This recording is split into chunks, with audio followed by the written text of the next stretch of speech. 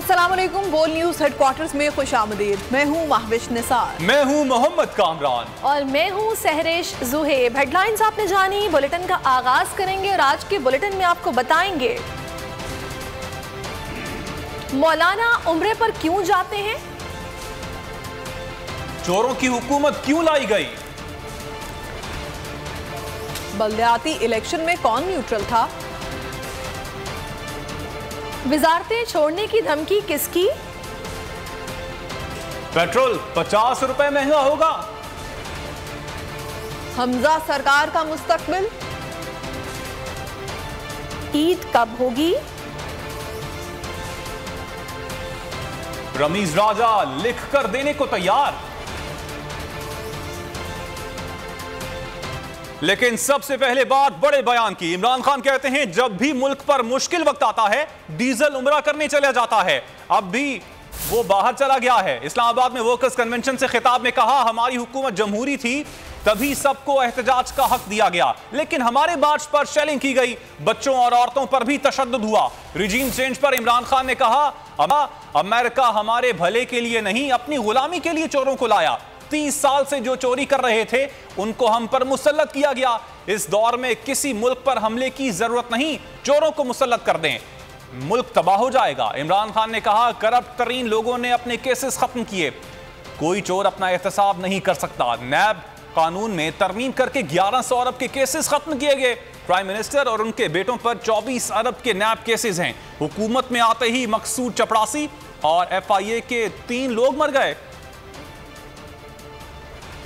ठीक है, वो आजकल बाहर गया हुआ है वो जब मुश्किल वक्त आता है उम्रा करने चला जाता है। ये जो चोर ऊपर बैठ के और चारों ने अमेरिका के साथ मिलकर 22 करोड़ लोगों की मुंतखब की हुई हुकूमत को साजिश के जरिए खत्म किया। जो हुकूमत हमारे पर मुसल्लत थी, 30 साल से जो लोग चोरी कर रहे थे, जो इस मुल्क के माने हुए करप्ट लोग थे, वो हमारे ऊपर मुसल्लत कर दिए। एक मुल्क को आपने तबाह करना हो, मुसल्लत की हमारे ऊपर। ये याद रखें कि ये अमेरिका ने हमारे भले के लिए नहीं लेके आए इन लोगों को, वो अपनी गुलामी करवाने के लिए चोरों को लेके आए। अमेरिका के गुलाम करप्ट तरीन लोगों ने आते साथ ही क्या किया, आते साथ ही इन्होंने सारे अपने करप्शन के केसेस खत्म किए, नैब को खत्म किया, आते साथ ही FIA को अपने नीचे किया, नैब को शहबाज शरीफ ने अपने नीचे किया। और ये सबसे ज्यादा जरूरी समझने के लिए 1100 अरब रुपए के करप्शन के केसेस इन्होंने खत्म किए नैब अमेंडमेंट करके। जो मुल्जिम है वो कभी काजी नहीं बन सकता, जो चोर है वो अपना एहतसाब नहीं कर सकता। प्राइम मिनिस्टर शहबाज शरीफ और इसके बेटों के ऊपर 24 अरब रुपए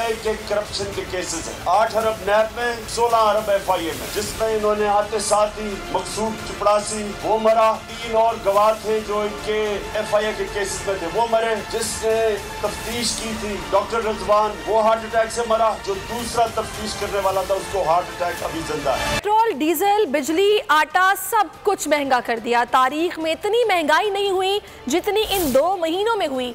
चोरों ने अपनी चोरियां बचाने के लिए अवाम को महंगाई की भट्टी में झोंक दिया। इमरान खान इत्तेहादी हुकूमत पर बरस पड़े, बोले हम पर भी IMF का बहुत दबाव था, लेकिन 2.5 साल तक महंगाई रोक के रखी। इस हुकूमत ने IMF के पैर पकड़े हुए हैं कि खुदा के लिए पैसे दे दो। इमरान खान ने यह भी बता दिया कि अब ये लोग मजीद महंगाई करेंगे। इमरान खान ने कहा कि इकोनॉमिक सर्वे कहता है कि 17 साल में सबसे बेहतरीन कारकर्दगी हमारी थी, हमने अपने दौर में 55 लाख नौकरियां दी। इमरान खान ने खिलाड़ियों को तैयार रहने की भी हिदायत कर दी। कहा महंगाई से जान छुड़ानी है तो इस इंपोर्टेड हुकूमत को घर भेजना होगा। 2 जुलाई तारीखी जलसा करने जा रहे हैं, सब वादा करें कि घर घर जाएंगे और आगाही मुहिम चलाएंगे। आम आदमी के ऊपर पेट्रोल, डीजल, बिजली, गैस सब महंगी। पाकिस्तान की तारीख में 2 महीने में इतनी महंगाई नहीं हुई जो इन्होंने आते साथ ही की। तो एक तरफ कीमतें आसमानों पे और माइशत जमीन पे। डॉलर ज्यादा महंगा हो गया, यानी रुपया 30 डॉलर के मुकाबले में और गिर गया। इससे अभी और महंगाई आनी है। चोरों ने आके अपने सारे केसेस खत्म कर दिए। लोग कह रहे हैं कि पाकिस्तान अपने अब कर्जों की किस्तें वापस नहीं कर सके, डिफॉल्ट कर जाएगा। आज IMF के पैर पकड़े हुए हैं कि जी खुदा के वास्ते हमें पैसे दे दो, हम जितनी महंगाई आप चाहें कर देंगे। हमें कह रहे थे कि IMF की गुलामी, हमारे साथ भी 2.5 साल IMF था, हमने तो महंगाई रोक के रखी हुई थी। जो पाकिस्तान की इकोनॉमिक सर्वे कहती है कि 17 साल में जो सबसे बेहतरीन परफॉर्मेंस थी पाकिस्तान की माइशत की, वो हमारे आखिरी 2 सालों में थी। 55 लाख नौकरियां दी, ये भी इकोनॉमिक सर्वे में है। आप सब ने मेरे से वादा करना है कि आपने डोर टू डोर जाना है, कोई इलाका इस्लामाबाद का आपने छोड़ना नहीं, क्योंकि 2 तारीख को इंशाल्लाह इस्लामाबाद की तारीख का सबसे बड़ा जलसा क्यों कर रहे हैं? गद्दारों ने अमेरिका के साथ मिलकर 22 करोड़ लोगों की मुंतखब की हुई हुकूमत को साजिश के जरिए खत्म किया। ये देखिए नया पेट्रोल बॉम्ब कितना खतरनाक। और हमजा सरकार का क्या होगा? शहबाज जरदारी, मौलाना और मकबूल सरकार इमरान खान के खिलाफ ओछे हथकंडों पर उतर आई। वजारत कानून ने तोशाखाना केस में इमरान खान के खिलाफ नाअहली रेफरेंस तैयार कर लिया।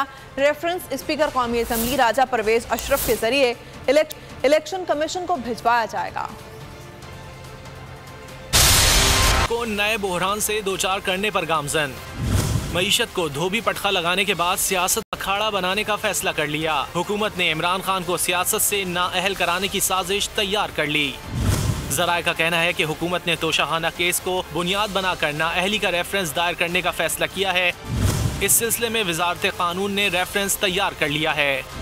जराए के मुताबिक रेफरेंस किसी भी वक्त स्पीकर कौमी असम्बली राजा परवेज अशरफ को भिजवाया जाएगा। रेफरेंस में तोशाखाना से लिए गए तहाइफ को छुपाने का इल्जाम लगाया जाएगा। स्पीकर ये रेफरेंस इलेक्शन कमीशन को भेजेगा। बल्दियाती इंतखाबात में इदारे गैर सियासी रहे, आइंदा भी इदारों ने मुदाखलत ना की तो पीपल्स पार्टी ही जीतेगी। कौमी असम्बली में बिलावल भुट्टो का कहना था, खान साहब को मालूम है इदारे न्यूट्रल रहे तो उनकी जमानत जब्त हो जाएगी। बिलावल ने सिंध में बल्दियाती इलेक्शन में धांधली के इल्जामात पर कहा कि मुनासिब होता बल्दियाती इलेक्शन सिंध का मामला सूबाई असम्बली में उठाया जाता। हो किसी की दौर की सिलेक्टेड हो, साफ शफाफ इलेक्शन का आवाज पीपल्स पार्टी और धांधले के फायदा मंद अभी आपके सामने शिकायत करते आ रहे। ये जीत नहीं सकते हैं जनाब स्पीकर। जैसे खान साहब का शिकायत है ना कि ये हमारे इदारे न्यूट्रल कैसे हो चुके हैं, न्यूट्रल नहीं होने चाहिए। अगर हमारे इदारे न्यूट्रल रहेंगे तो गैर जमहूरी जमातें जैसे खान साहब का जमात है वो तो जीत नहीं सकते हैं, उनको ये पता है। इसलिए वो आज जिद्दोजहद कर रहे हैं, एक तहरीक चला रहे हैं कि हमारे इदारे न्यूट्रल नहीं, कॉन्स्टिट्यूशनल नहीं, कंट्रोवर्शियल रोल अदा करें, टाइगर फोर्स बन के काम करें। और इस लोकल बॉडी इलेक्शंस में अगर इदारे गैर मुतनाज़ा रहेंगे, न्यूट्रल रहेंगे तो उनका जमानत जब्त हो जाएगा। और वो ही हुआ। इम्पोर्टेड वज़ीर ख़ारजा की कौमी असम्बली में तकरीर शर्मनाक और मुजरिमाना जहनीत की अक्कास है। पर्ची चेयरमैन को मकबूलियत का जोम है तो उसकी मर्जी के मैदान में मुकाबले को तैयार हूँ। पीटीआई के रहनुमा मुराद सईद ने बिलावल भुट्टो को चैलेंज कर दिया। एक बयान में कहा कि बैरूनी आकाओं की गोद में बैठकर वजारत तक पहुँचने वाली कठपुतली इंतखाबी मैदान में मुकाबला नहीं कर सकती। बिलावल अगर धांधली के मुजरिम तक पहुँचना चाहते हैं अपने वालिद की तरफ रुजू करें। उनके वालिद ने नवाज शरीफ और मौलाना के साथ मिलकर सियासत से अखलाकियात का जनाजा निकाल दिया। मुराद सईद ने कहा, पर्ची चेयरमैन की जमात ने हमेशा सरकारी मशीनरी के कंधों पर सवार होकर इक़्तिदार का रास्ता बनाया। जब भी आज़ादाना इंतखाबात हुए अवाम ने पर्ची चेयरमैन की जमात को सर से उतार फेंका। ये टोला सिंध पर धौंस और धमकी से काबिज है। सिंध जल्द इन भेड़ियों के शिकंजे से आज़ाद होगा। इमरान खान के खिलाफ इकट्ठे होने वाले एक दूसरे पर धांधली के इल्जामात लगाने लगे। कौमी असम्बली में मौलाना साद महमूद सिंध के बल्दियाती इंतखाबात पर मुबैना धांधली और मार धाड़ पर बरस पड़े। कहा, किसी के पास इंतखाबी इस्लाहात की तजावीज़ हैं तो सामने लाए, हम तस्लीम करेंगे, लेकिन जो मार धाड़ और बदमाशी सिंध में हुई वो बंद होनी चाहिए। यहाँ सिंध की सूबाई जमातें तमाम पार्टियों की वो तबसरा कर रही हैं। सिर्फ इतना कह देना चाहता हूँ कि सिंध हम सब का है, सिंध पाकिस्तान का हिस्सा है। हम दावत देते हैं कि अगर आपके पास नए इंतखाबी इस्लाहात और इक़दामात के हवाले से कोई फार्मूला हो तो हमें बताएं, हम वो भी तस्लीम करने के लिए तैयार हैं। लेकिन खुदारा डंडा मारी से और इस किस्म की जो सियासी इंतखाबाती प्रैक्टिसेस हो रहे हैं, इससे कौम को निजात मिलाएं, इस कौम को मुत्तहिद रखें। हम आपके साथ ताउन करने के लिए तैयार हैं। सियासी कीमत अदा की है, सौदा नहीं मिला। MQM अरकान असेंबली इजलास में भड़क उठे, खुलेआम ओपोजिशन बेंचेस पर जाने का इशारा दे दिया। सलाहुद्दीन बोले, हुकूमती बेंचेस से दूसरी जानिब जाने में वक्त नहीं लगेगा। साबिर कायम खानी का सब्र भी कायम न रहा, कहा किसी से भीख मांगने की जरूरत नहीं, बात नहीं मानी तो ऐसी वजारतों पर थूकेंगे भी नहीं। इस तरह के लोग हमें इस तरह के जवाब देंगे, यहाँ से हम उस तरफ बैठने में देर नहीं लगाएंगे। हमने जो अपनी कीमत अदा की है ना, जो सियासी कीमत अदा की है, आज वो भुगत रहे हम सिंध में भी। ये समझते नहीं है लोगों को, जरा सी एक हकीर चीज के ऊपर क्या जवाब दिए इन्होंने, लानत भेजते हैं। मुझे अपने हल्के की आवाम ने मुंतखब करके भेजा है, किसी एरे गैरे नत्थू खैरे की मिन्नतें करने के लिए नहीं भेजा है। ये वजारतें, ये सीटें सर इसलिए मिलती हैं कि आदमी इज्जत बनाए, काम करे। ये सीटें पाने के बाद अगर इज्जत भी नहीं मिले तो उसके ऊपर हम थू करते हैं। मेरे शहर हैदराबाद में वो चीज़ें नहीं हैं कि जो हमारी ज़रूरियात हैं। यहाँ मिनिस्टर सर मौजूद नहीं है। मैं इनके रवैये के खिलाफ, इनके बातों के खिलाफ वॉकआउट करता हूं और ये बता के जा रहा हूं कि इनके होते हुए ना असेंबली चल सकती है ना हुकूमत चल सकती है। कौमी असेंबली ने विफाकी बजट की कसरत राय से मंजूरी दे दी। आलमी इदारे की फरमाइश पर की गई तरमीम के तहत पेट्रोलियम मसनूआत पर फी लीटर 50 रुपए लेवी की मंजूरी दे दी गई। 50,000 महीना तनख्वाह पर इनकम टैक्स लगा दिया गया। दरामदी मोबाइल फोन्स पर भी लेवी लग गई। 13 बड़ी सनतों पर सुपर टैक्स का निफाज हो गया। स्टील मसनूआत मजीद महंगी। पेट्रोलियम मसनूआत पर फी लीटर 50 रुपए लेवी। 50,000 महीना तनख्वाह पर इनकम टैक्स। हुकूमत ने IMF की खुशनुदी के लिए तमाम हदें पार कर ली। माली साल 2022-23 का वफाकी बजट कसरत राय से मंजूर। कौमी असेंबली इजलास में हुकूमत ने फाइनेंस बिल में मनमानी तरमीम शामिल कर दी। छोटे रिटेलर्स के लिए बिजली के बिलों पर नजरसानी शुदा फिक्स्ड टैक्स स्कीम मुतारिफ करवा दी। स्कीम के तहत माहाना 30,000 बिल पर 3,000 रुपए फिक्स टैक्स अदा करना होगा। 30 से 50,000 रुपए माहाना बिल पर 5,000 फिक्स टैक्स लगेगा। 50,000 से 1 लाख बिल पर 10,000 फिक्स टैक्स लागू कर दिया गया। कार डीलर्स और ज्वेलरी समेत दीगर बड़े रिटेलर्स से माहाना 2 लाख रुपए फिक्स टैक्स लिया जाएगा। 15 से 20 करोड़ सालाना आमदन पर 1% टैक्स आयद होगा। 20 से 25 करोड़ पर 2%, 25 से 30 करोड़ पर शरह 3% होगी। 30 करोड़ से जायद आमदन पर 4% टैक्स वसूल किया जाएगा। 30 करोड़ से ज्यादा आमदनी वाली 13 बड़ी सनतों पर 10% सुपर टैक्स आयद कर दिया गया। कम तनख्वाहदार मुतवस्सित तबके पर भी भारी टैक्स का बोझ लाद दिया गया। 50,000 महीना कमाने वाले को 2.5% इनकम टैक्स देना होगा। पेट्रोल 50 रुपए लेवी यकमुश्त नहीं लगाएंगे। वजीर खजाना मिफ्ता इस्माइल ने दिलासे के नाम पर फिर जख्मों पर नमक छिड़क दिया। तरमीमी फाइनेंस बिल के तहत दरामदी मोबाइल फोन्स पर भी लेवी आयद कर दी गई। $30 के मोबाइल फोन पर 100 रुपए, 30 से $100 200, $200 पर 600 रुपए लेवी लगेगी। $350 मालियत पर 1800, $500 पर 4000 लेवी देना होगी। में पेट्रोल बम गिराने की मंजूरी। 50 रुपए पेट्रोलियम लेवी पेट्रोलियम कीमतों में इजाफा करके वसूल की जाएगी। माहिर मुआशियात डॉक्टर सलमान शाह ने हकीकत बता दी। बोल न्यूज से गुफ्तगू में उनका कहना था कि लेवी आयद करने का मतलब आवाम से लेकर कारखानेदार तक सब मुतासिर होंगे। जी देखें, सीधी डायरेक्ट है कि जितनी लेवी का आप लगाएंगे उतना ही वो आगे से पेट्रोल की कीमत बढ़ेगी। तो अगर 10 रुपये लीटर आपने लगाई है तो 10 रुपये लीटर ही वो बढ़ेगी। और जाहिर है कि इसका इम्पैक्ट हर इंसान पे होगा और हर इकॉनमी के हर शोबे पे होगा। आपकी प्रोडक्शन पे होगा, आपकी फैक्ट्रियों पे होगा, आपके किसानों पे होगा, ट्रांसपोर्ट पे होगा। और ये सारा कुछ जो किया जा रहा है ये हुकूमत के अखराजात पूरे करने के लिए किया जा रहा है।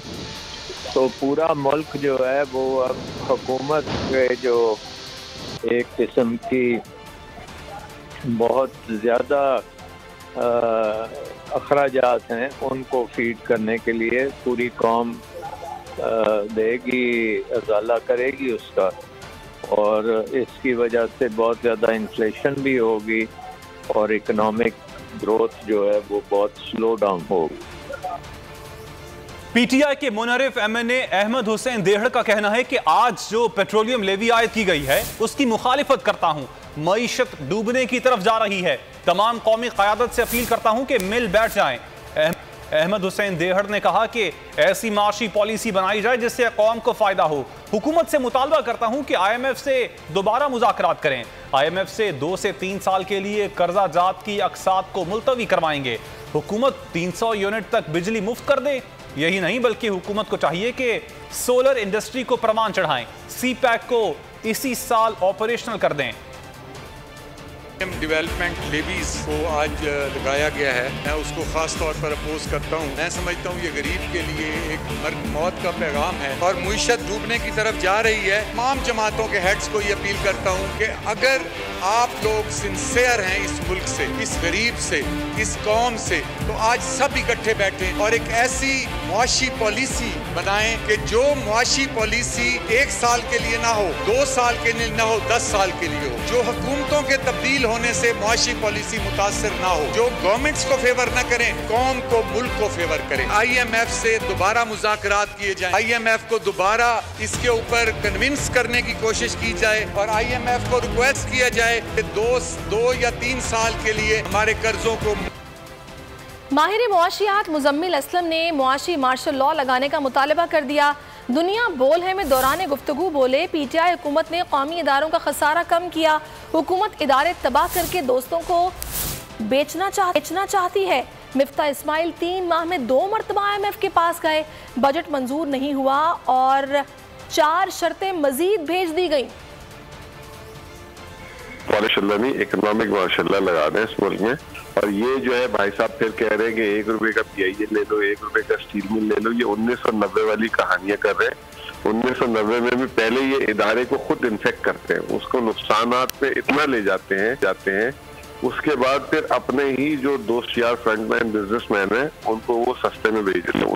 बिजनेसमैन फिर सपोर्टर बन जाते हैं, इनको स्पॉन्सर करते हैं जब ये गवर्नमेंट्स पर आते हैं। तो ये इनका पुराना तरीका है और ये जो अब फिर इन्होंने ये हरकत दूसरी दफा की है।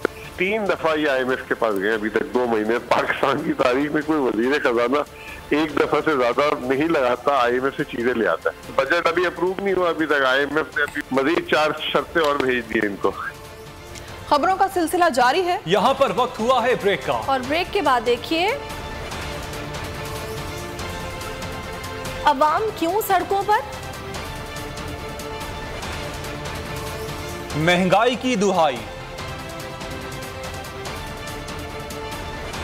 मसीहा पर मुहाफिज के दफ्तर में तशद्दुद,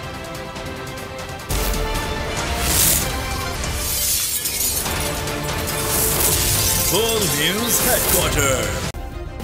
सब्सक्राइब करें और बेल दबाएं ताकि कोई खबर रह न जाए।